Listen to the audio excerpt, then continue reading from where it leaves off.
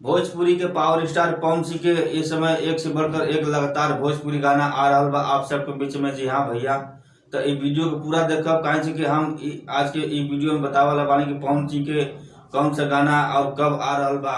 अगर आप हमारे चैनल पर नया आए बानी तो जो नीचे दिले वाला लाल बटन के दबा के आल वाले बेल आइकन प्रेस कर दे, ताकि जब भी हम कोनो भोजपुरी से रिलेटेड गाना या मूवी लेके आए तो सबसे पहले आप लोगों को नोटिफिकेशन जाए।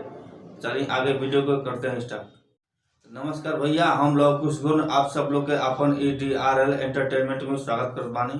तो भैया आपके बता दें कि आज एक और भोजपुरी के पावर स्टार पवन सिंह के एल्बम के पोस्टर रिलीज भइल बा। एल्बम का नाम बा अरमान जागे हो। ये एक भोजपुरी सैड सॉन्ग है। आपके बता दें कि ये गाना के राइटर है गोविंद ओझा और ये म्यूजिक डायरेक्टर भी गोविंद ओझा है। यानी म्यूजिक डायरेक्टर और गाना के राइटर दोनों एक ही हैं, गोविंद ओझा जी। और ये गाना ऐसी फिल्म यूट्यूब चैनल पर आ रहा बा।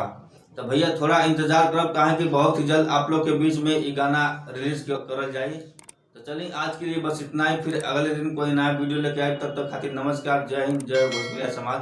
और हाँ, जाते जाते चैनल के सब्सक्राइब जरूर कर ले।